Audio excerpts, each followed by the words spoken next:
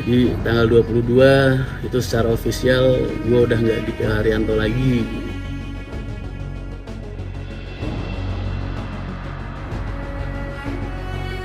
Di video sebelumnya, kita sudah berbincang dan meminta klarifikasi dari Pak Haji Haryanto soal polemik yang terjadi di PO Haryanto. Kali ini, untuk mendapatkan fakta yang jelas dari kedua belah pihak, kami bertolak ke Solo, Jawa Tengah untuk berbincang dengan Mas Rian Mahendra.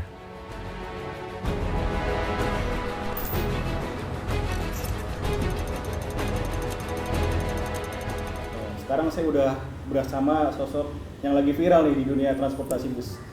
Ada Mas Rian Mahendra. Kemarin sempat viral Mas videonya Mas ya, udah tembus. Bukan berapa? sempet, udah viral. Sudah viral. Udah berapa sekarang Mas yang lihat Mas? Semalam ngecek 1,4 juta. 1,4 juta. Itu kan sebenarnya menarik ya Mas ya. Kalau kita lihat di judul video Mas Rian, dipecat dari PO Haryanto. Nah, Oh, judulnya begitu. kayaknya seperti itu Dipecat gitu judulnya. Judul dipecat kan ya? Oh, kasar juga ya. Terus Gini Mas, kedatangan kami di sini mau minta klarifikasi secara utuh nih dari Mas Rian Mas. Kalau boleh tahu nih Mas ya, alasannya Mas Rian tidak dipekerjakan lagi di PO Haryanto itu kenapa Mas ya? orang rumah tangga kalau udah cerai apa sih biasanya alasannya? Sama kan. Udah nggak ada kecocokan. Udah nggak ada kecocokan lagi lah. Atau perbedaan visi misi atau perbedaan sudut pandang yang bikin kita sama-sama nggak nyaman kan bisa aja. Iya. Berarti per Juli 2022 kemarin. Surat pemecatanku itu beredar, ya, diedarkan oleh perusahaan ke semua pengusaha. Ntar tak kasih biar bisa kalian masukin inset, nggak apa-apa sekalian.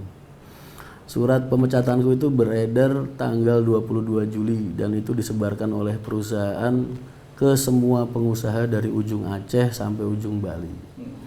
Dan juga ditempelin di garasi-garasi, ditempelin di rumah makan, ya intinya supaya semua dan dikirimkan ke semua karyawan, ke ribuan karyawan dikirim lewat grup-grup gue ya.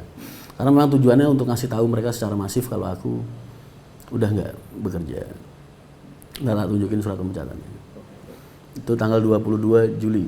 22 Juli. Berarti praktis dari bulan Juli sampai sekarang Mas ya? Nganggur Mas. Ya, 4 bulan tuh terpuruk lah, gimana nggak terpuruk sih Mas? Bayangin, lu kerja sama orang 19 tahun.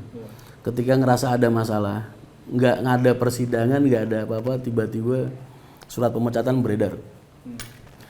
Ya kan gue jadi mau berjuang, mau fighting, mau membela diri kan jadi males gitu loh. Lah ngapain gue harus membela diri atau nunjukin bukti-bukti atas tuduhan-tuduhan dia yang gue anggap nggak objektif lah. Karena bukti-buktinya ada semua, tapi kan nggak ada persidangan buat saya. Ya berhubung harga diri pada surat pemecatan itu udah beredar, disebarin sama perusahaan ke semua pengusaha, ke semua instansi, ke semua karyawan, ke publik. Ya terus buat apa saya membela diri di perusahaan lagi? Berarti kan alasan saya membela diri cuman buat mempertahankan posisi saya doang. Ya mendingan nggak usah. Betul Mas Rian tanpa pesangon di Mas itu kan perusahaan keluarga. Saya kerja selama ini kan nggak ada hitung-hitungan masalah uang sama Bapak. Tugas saya mencari uang. Selama 19 tahun saya bikin jaringan agen, saya bikin jaringan operasional, saya bikin jaringan market. Kantor aja tuh mungkin nggak ada yang tahu tuh agen-agenku di mana aja. Selama ini aku nyari duit di mana aja tuh mungkin kantor nggak tahu Mas. Jadi tugas saya hanya fokus di situ. Gitu. Saya sama Bapak ya nama ikatan kerja saya kan ikatan bakti. Bener Bapak selalu bilang, oh ya perusahaan itu harus profesional, karyawan-karyawan, perusahaan-perusahaan, keluarga-keluarga. Kata-kata itu saya pegang Mas. Tapi saya nggak pernah ada hitung-hitungan uang sama Bapak. Karena saya sadar walaupun itu perusahaan, buat saya itu orang tua Mas. Jadi saya kerja sama Bapak ikatannya bakti. Kalau saya niat nyari duit, kalian nggak akan nemuin saya di rumah kontrakan. Mungkin saya udah punya rumah sendiri di mana. Yang kalian lihat di depan itu bukan motor Mas, mobil minimal. Karena memang saya nggak ada ikatan, nggak ada apa ya. Itulah mungkin bodohnya saya. Saya selama ini nggak ada tendensi uang selama bekerja. Makanya saya cuma fokus nyari uang buat perusahaan, mensejahterakan rekan-rekan kerja saya. Dan bodohnya saya lupa untuk memikirkan diri saya sendiri. Tapi ya buat apa saya ngeributin pesangon, buat apa saya ngeributin gaji, buat apa saya ngeributin uang di perusahaan ke saya. Sedangkan anak-anak saya, keluarga saya, adik-adik saya semua hidup dari Pak Haji. Buat saya kan itu udah lebih dari cukup sih Mas. Berarti sekarang harta Mas Rian, kendaraan yang ada apa nih Mas? Tinggal apa? Saya cuma punya NMAX Mas, itu saya kredit sendiri itu dulu. Mobil itu nggak ada? Nggak ada, nggak punya.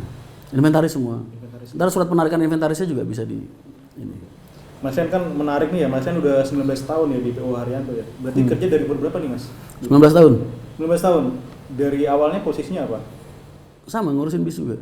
Nggak Bapak di Jakarta. Oh, Bapak kan di Jakarta buat ngembaliin bis yang dari Jakarta. Sedangkan aku di Timur itu mulai bikin manajemen, oh ya gimana caranya gue jualan nih bis kalau dari Timur. Ya kan sistem keagenan yang sudah terbentuk pada saat itu Pati sama Kudus sama Purwodadi. Otomatis kan saya mikir dong, oh ya kalau di Timur ini kan beda sama di Barat. Di Barat bis datang penumpang naik berangkat semua karena terminal Pulau Gadung pada saat itu. Tapi kalau di sini kan enggak Mas. Penumpang datang pagi berangkatnya sore. Berarti kan harus ada sistem order, sistem pesanan. Saat itulah saya bikin sistem, oh iya, saya bikin sistem pakai gunain apa HT. Zaman dulu belum ada HP, ada cuman mahal lah. Perdana aja kalau nggak salah dulu sampai 500.000 Mas. Itu saya gunakan sistem HT buat agen kalau ada penumpang minta. Ntar saya bikin tiap pagi tuh bikin lembaran dari HVS tuh. Saya kotakin pakai penggarisan, saya bentuk denah kursi. Sampai dulu kan joki 50, saya bikin sampai 50 misal 59 lah, 23 sampai 59. Ntar kalau ada orang dari Pati telepon, Mas minta penumpang satu, saya tulis Pati. Terus gitu tiap hari. Ntar pagi sampai sore di kantor menuin kursi. Pagi terus siangnya nyiapin bis, sorenya sisa kursinya saya bawa ke Terminal Kudus. Saya caloin ke sama teman-teman buat jualan sisa kursi yang tersisa. Itu yang dilakukan Mas Rian selama bertahun-tahun. Selama bertahun-tahun, tapi kan zaman semakin berkembang. Yang tadinya ada HT jadi ada HP, ada BBM, ya kan, mulai ada grup aplikasi. Jadi semua berubah lah sesuai dengan zaman. Sampai sekarang udah sistem komputer nih aplikasi. Jadi selama 19 tahun tuh Mas Rian selalu di lapangan Mas ya? Iya. Kebanyakannya ya. Betul. Selain merintis rute-rute baru, apa aja Mas kegiatan lainnya? Setelah rute-rute baru itu kan otomatis maintenance Mas. Kita ngebuka kan harus ngejaga. Nah mungkin maintenance ini yang membutuhkan waktu dan membutuhkan tenaga benernya, karena harus seperti yang kalian tahu lah, PO Haryanto ini kan hidupnya nggak cuma dari Muria Raya aja, nggak cuma dari Kudus aja. 2009 aku ekspansi ke Madura, 2012 aku ekspansi ke Solo. Kan aku harus maintenance semua wilayah. Maintenance itu gimana? Jaga kualitas mutu pelayanan agen-agenku, jaga kualitas pelayanan ke penumpang-penumpangku, jaga kualitas SOP standar operasional yang sudah aku terapkan ke semua rekan-rekan kerjaku yang ada di setiap wilayah. Makanya aku rotasi muter terus itu. Sampai jarang pulang. Dengar-dengar juga Mas Rian kalau ada kendala nih ya di jalan ya, Mas Rian langsung turun tangan juga ya? Aku tipikalnya gitu Mas. Aku kalau sama anak-anak, kalau ada masalah, aku seneng ngadepin duluan. Ibaratnya gimana ya, kalau gue belum mati lu gak usah maju gitu. Ntar kalau gue udah mati lu maju silahkan. Jadi karena perusahaan ini, anak-anak ini Mas, kru ini mereka kan SDM-nya beda ya. Mereka bukan kayak orang-orang kantoran selama ini. Mereka setiap hari akan beresiko bermasalah. Dalam hal apapun juga. Mereka mempunyai lebih banyak resiko untuk bermasalah. Dalam hal apapun juga di dalam pekerjaan mereka. Kalau perusahaan atau nggak ada perwakilan dari perusahaan yang hadir di sisi mereka di saat mereka sedang mengalami masalah, terus mental mereka seperti apa? Mas, nggak gampang loh, nggak mudah loh orang bisa nyetir bis. Butuh mental, butuh kepercayaan diri yang luar biasa. Karena apa? Itu aset bis harganya miliaran. Satu, kalau kita ngomong dari segi finansial aja. Terus kedua, nyawa penumpang yang mereka bawa berapa? Jadi supir-supir bis itu, driver-driver bis itu bukan hal yang mudah untuk mereka kerjakan itu.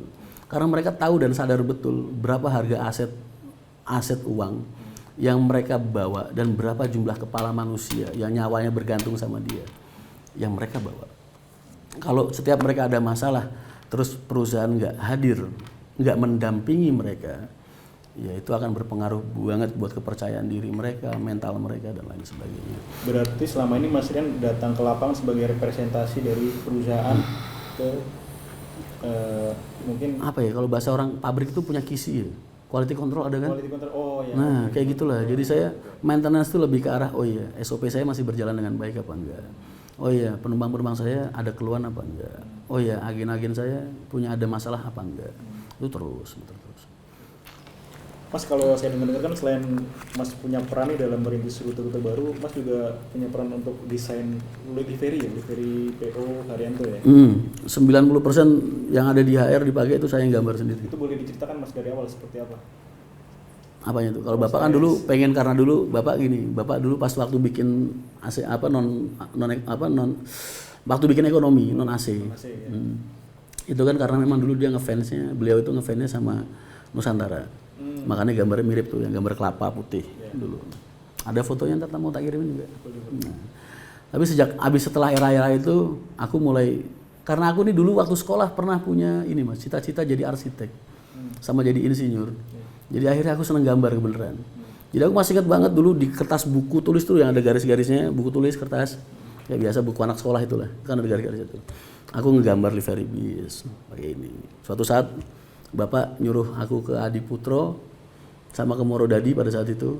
Terus wes livery ini gambaran aja sak senengmu. Akhirnya aku mulai gambar desain sendiri dari situ, sejak saat itu. Desainnya jadi kayak Yang dulu modal dulu biru Mas. Di biru cuman ada selendang doang gitu. Bisnya warna dasarnya biru, terus ada selendangnya warnanya. untuk gambar wayang dari mulai kapan Mas? Gambar wayang itu mulai kapan ya, Bay? Lagi baru aja lah, 4 tahunan lah mungkin ya. Yes. Aku pas buka Wonogiri itu kayaknya baru mulai ada ide-ide wayang. Itu Mas Riana sendiri yang Aku sendiri yang gambar. Sampai akhirnya jadi ciri khas dari Betul. PO Haryanto ya.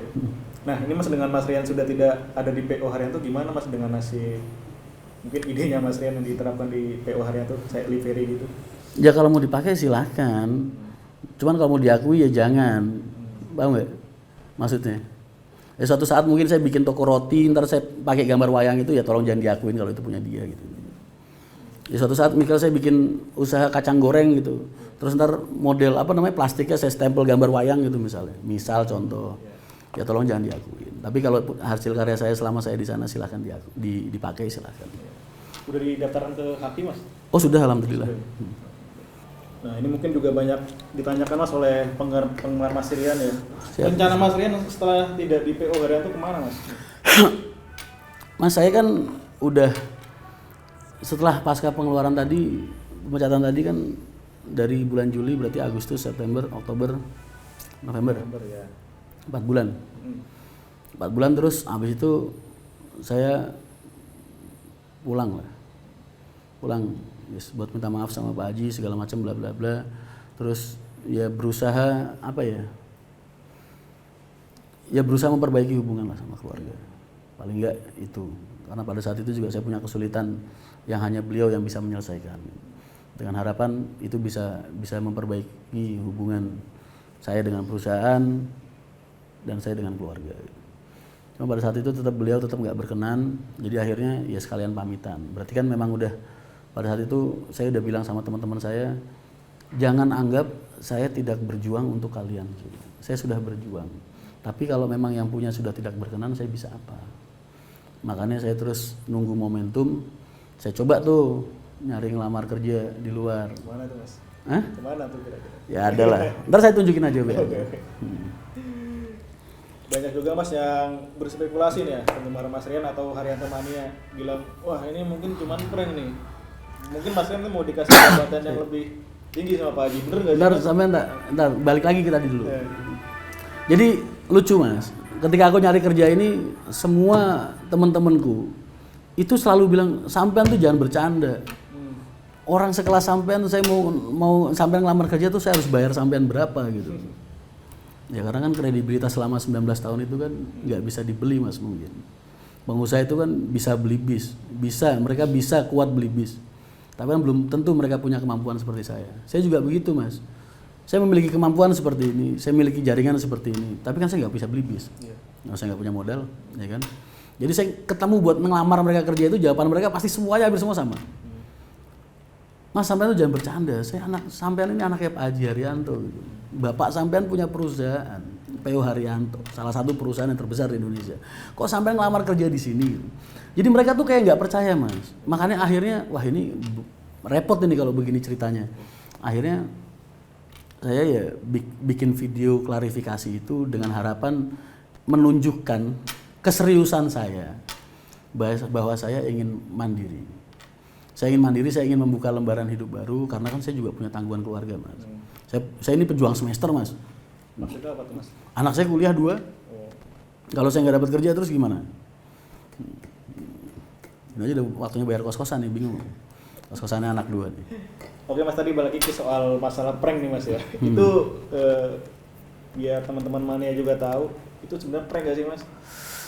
Enggak, mereka nganggap itu prank kan karena mungkin mereka ekspektasi mereka terlalu tinggi, Mas. Mereka pikir yang namanya, wah Mas Rian tuh anaknya pengusaha, anaknya ini terus hidupnya selalu berlimpang dengan harta dan lain sebagainya. Kalau berlimpang kerjaan, iya. Kalau saya berlimpang harta, saya detik ini nggak di sini sama sampean. Mungkin saya ketemu di hotel atau ketemu di mana, atau minimal di rumah klaster yang atas nama saya sendiri lah, ya kan? Ada juga nih Mas yang berspekulasi, Mas Rian mau ditarik ke salah satu PO nih yang sedang berkembang di daerah Jepara, Mas. Itu bener nggak Mas? Mas, itu gara-gara isu itu, tahu nggak? Wah, itu bosnya dapat teror Mas dari orang, diajak perang segala macam. Kadang kalian nggak sadar kalau yang terlontar dari mulut kalian itu efeknya akan buruk buat orang lain.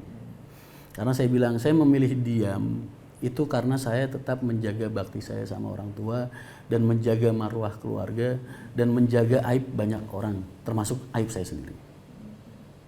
Ya, nggak mungkin lah ada orang yang mau ngerasa sok suci, ngerasa paling bener. Enggak, saya juga punya kesalahan. Saya punya kesalahan, sama semua orang punya kesalahan. Jadi kalau kesalahan itu ditutup rapat sama Allah, kok kita manusia sombong banget malah dibuka-buka.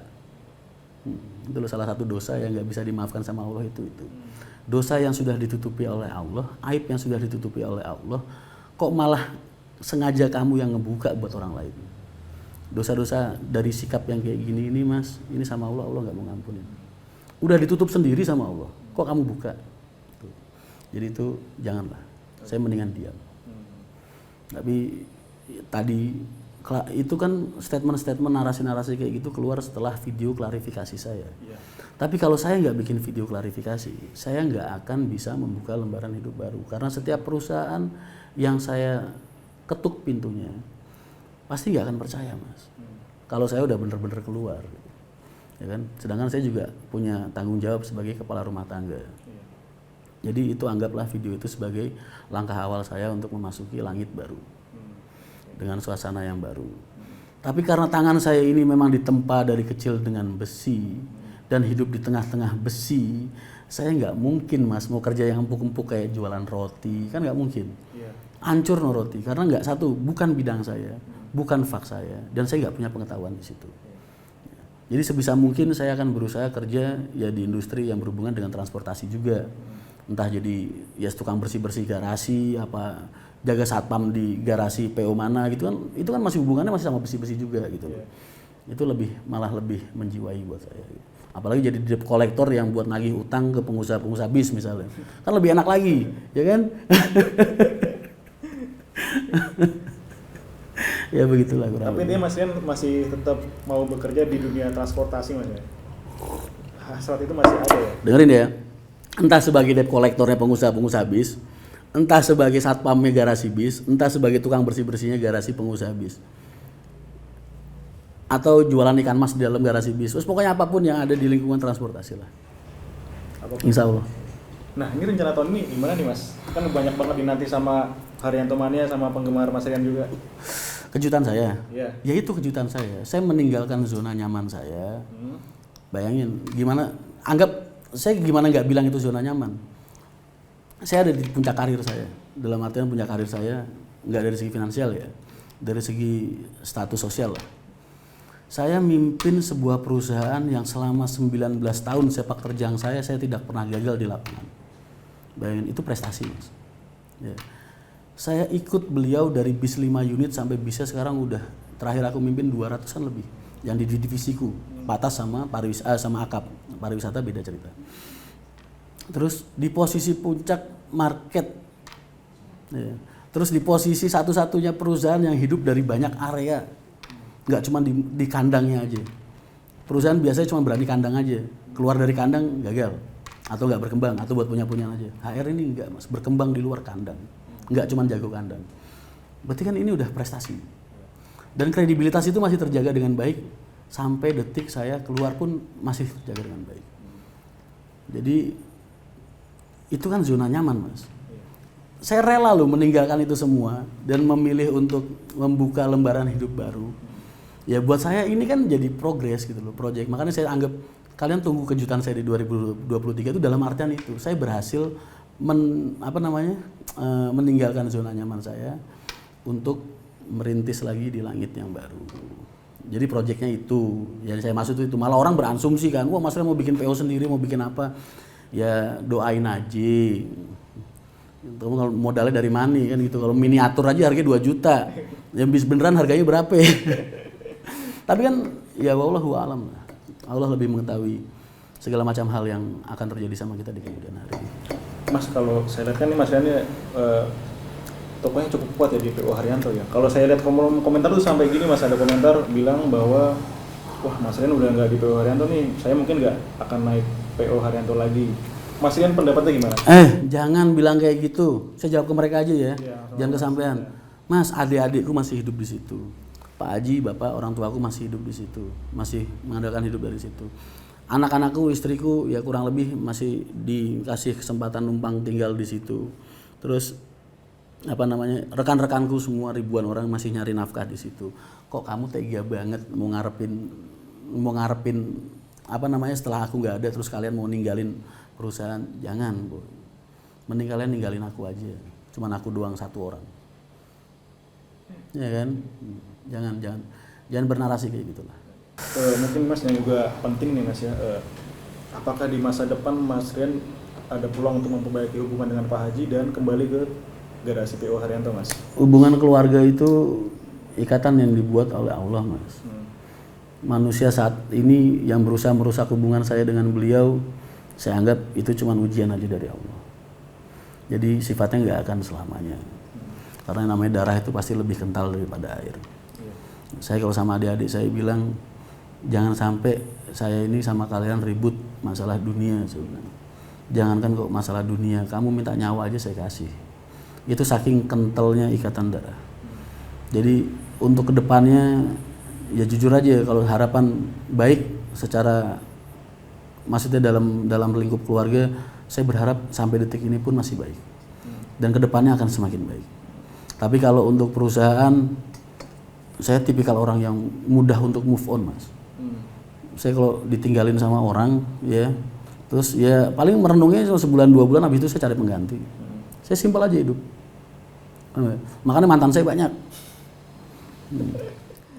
Saya jarang berjuang buat orang-orang yang udah dari awal udah niat pisah, itu jarang saya berjuang. Berarti nggak ada kemungkinan CLBK lagi nih sama PO Haryanto?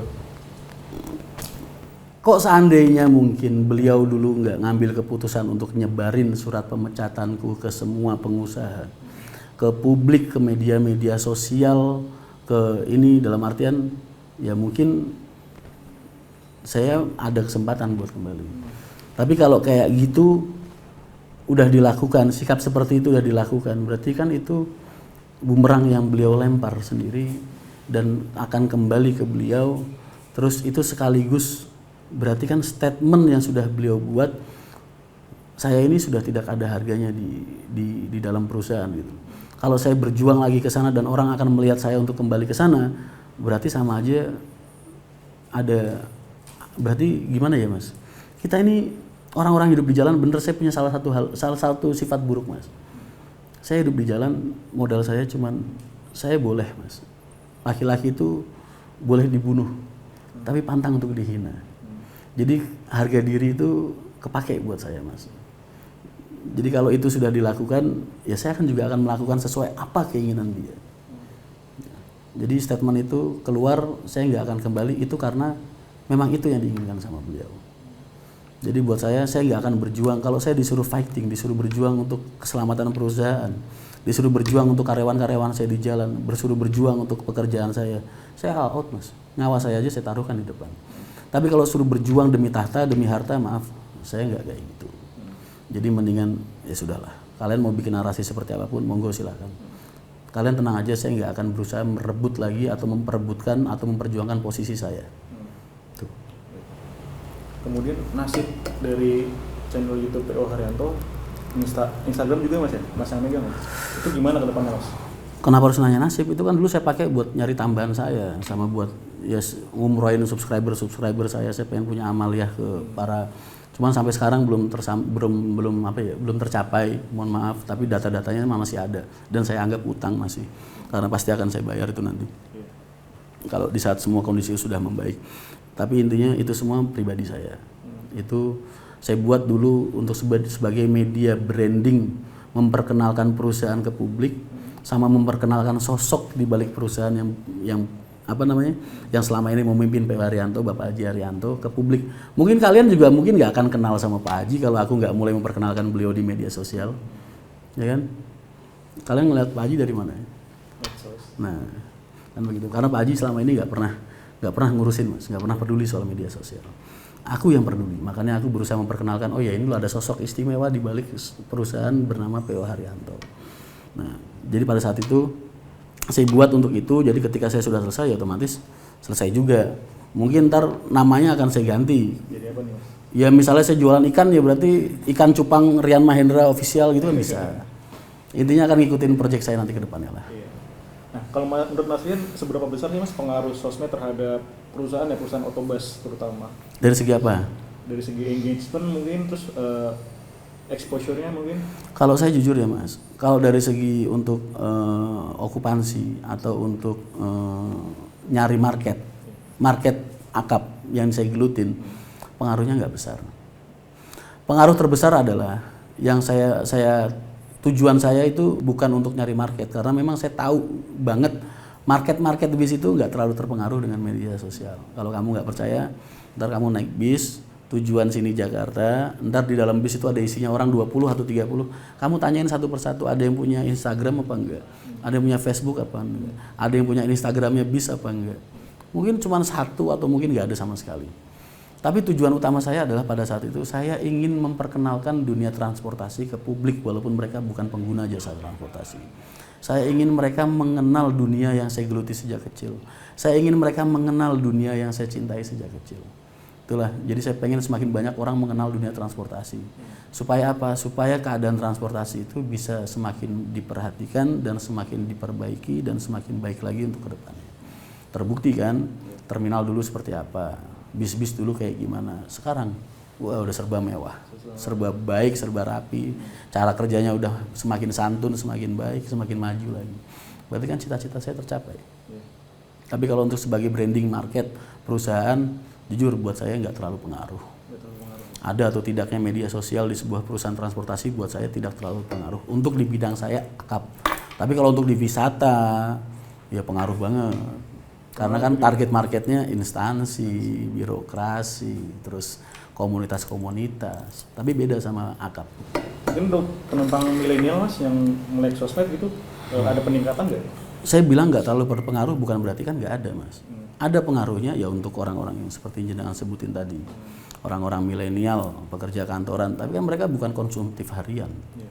Konsumtif harian saya itu siapa sih Mas? Pedagang-pedagang, pekerja-pekerja. Orang yang lebih berpikir buat, oh ya gue besok makan pakai apa, terus hari ini gue bekerja berjuang buat itu. Jadi udah nggak mikirin sosial media dan lain sebagainya. Beda sama orang-orang kantoran yang kerja habis ngetik terus Instagram ya kan foto jebret, selfie, oh di kantor ngetik ngopi, kan beda. Ntar tanya tuh sama penumpang bis kalau naik bis, ada yang punya Instagramnya PO yang kamu naikin nggak? Ada yang punya Instagram tentang dunia transportasi apa enggak? Mungkin ada 1-2 atau nggak ada sama sekali. Tapi kalau YouTuber bis itu pengaruh gak sih Mas? YouTuber bis mania yang sering bikin trip report? Tadi itu sama jawabannya kayak tadi. Sama aja ya? Media sosial, Instagram kayak YouTube kayak sama. Mas kan ada nggak Mas cita-cita atau target yang di P.O. Haryanto itu belum kecapaian Mas? Ada. Apa itu? Ada. Apa kira-kira? Kalau boleh di belak-belakan di sini. Satu wilayah yang belum saya masukin, tinggal satu bener target saya. Ada. Dan itu bener lagi saya perjuangkan Mas. Tapi baru sampai tengah jalan udah ada kejadian kayak gini. Wah ini kalau saya sebutin wilayahnya berpengaruh ini nanti. Ada satu wilayah yang memang lagi saya usahakan untuk ke sana dan saya udah mulai tahapan awalnya, langkahnya. Dan langkah awalnya udah sukses banget, udah saya anggap baik banget. Tinggal masuk aja benernya, udah mulai naik sampai ke titik tujuan akhir saya gitu. Cuman ya ada kayak kejadian kayak gini kan kita nggak tahu. Ada satu wilayah yang belum saya masukin memang, dan itu udah jadi planning kerja saya. Ya mungkin mereka tahu lah. Di luar Jawa mungkin ya? Oh enggak, Jawa. Tetap Jawa. Tetap Jawa. Luar Jawa itu biar pengusaha-pengusaha luar Jawa aja yang mendominasi, Mas. Kalau kita orang Jawa suruh mendominasi di sana atau suruh nyari kerja di sana, nyari makan di sana, kok kesannya kayak rakus banget. Pengusaha Jawa biar hidup di Jawa aja lah. Andai kata punya kesana ya cuma 1-2 buat pantas-pantasan aja. Buat apa ya, cara hidangan makanan itu pemanis pinggiran lah. Itu kan dari segi rute Mas ya. Kalau dari segi pengembang armada Mas, ada nggak cita-cita Mas Rian yang belum kesampaian nih di PO Haryanto? Ada, Mas. Saya pengen punya tronton UHD.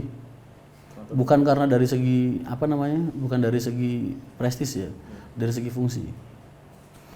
Tronton UHD itu lebih panjang, lebih bisa menahan beban berat tonase, terus lebih banyak dari segi okupansi, dan yang lebih terpenting adalah lebih banyak volume bagasinya. Jadi bukan dari segi, kalau bis tingkat sama sekali nggak kepengen. Kenapa Mas? Buat saya itu prestis lah. Andai kata andai kata ada perusahaan yang mau bikin bis tingkat, paling juga dia punyanya cuma beberapa aja, dan itu sifatnya kan hanya bukan sebagai tujuan utama dia kerjanya gitu. Ibaratnya cuma kelas sekunder lah mungkin. Kelas utamanya dia tetap sama kayak apa yang kita gelutin saat ini. Makanya setiap pengusaha yang punya bis tingkat itu kan paling ibaratnya bis regulernya dia punya 50, ntar bis tingkatnya dia paling cuma punya 10 gitu. Buat variasi aja lah. Tapi kayaknya okupansinya cukup gede tuh Mas, bis premium double decker. Ya tetap gede kan, nilainya cuma 10 bis. Tapi kalau dia bikin 50 bis, beda cerita. Bisa isinya bisa satu semua. Makanya saya bilang cuma variasi aja, karena okupansinya nggak akan sebanyak bis-bis yang biasa. Daya beli marketnya nggak akan sebanyak sama kekuatannya daya beli market yang ada di bis-bis biasa. Mas Rian, kalau boleh minta pendapatnya nih, PO Haryanto sepeninggal Mas Rian, kira-kira bakal kehilangan penumpang setianya nggak Mas? Nggak boleh ada sosok karyawan atau awak kapal yang namanya lebih besar dari kapal itu sendiri atau nakodanya, Mas. Nggak boleh ada, bukan berarti nggak ada. Nggak boleh ada. Kalau ada ya nasibnya kayak saya ini. Paham ya? Itu bisa nyerna sendiri lah. Makanya jangan sampai ada awak kapal yang namanya lebih besar dari nama kapal itu sendiri atau lebih besar dari nakodanya. Kalau mereka tidak ingin bernasib seperti saya. Mungkin ada Mas Rian punya pesan atau harapan atau apapun itu kepada Pak Haji, Pak? Mas, beliau itu orang tua saya. Harapan saya dan doa saya untuk beliau tidak saya utarakan di depan kamera, tapi di setiap selesai sholat saya. Karena itu harapan dari seorang anak kepada ayah, kepada orang tua, yang hanya Allah yang layak buat saya mintai. Kalian cukup ngaminin aja yang terbaik, doakan yang terbaik untuk beliau dan kita semua. Terakhir Mas, mungkin Mas punya pesan buat Haryanto Mania sama Busmania dan penggemar Mas Rian juga. Tetap kalian harus ingat tujuan awal saya membuat komunitas, terus bersama rekan-rekan bikin Haryanto Mania, bikin komunitas bisa apapun. Tujuan kita adalah mensupport, menemani para suksesor-suksesor atau pengusaha-pengusaha dunia transportasi yang bergelut di bidang transportasi supaya bisa menciptakan dunia transportasi yang jauh lebih baik dan semakin baik untuk kedepannya. Fokus di situ aja. Dan drama di dalamnya nggak usah lah, itu biar urusan mama rempong aja yang biasa nonton film sinetron. Kalian tetap fokus di yang tadi.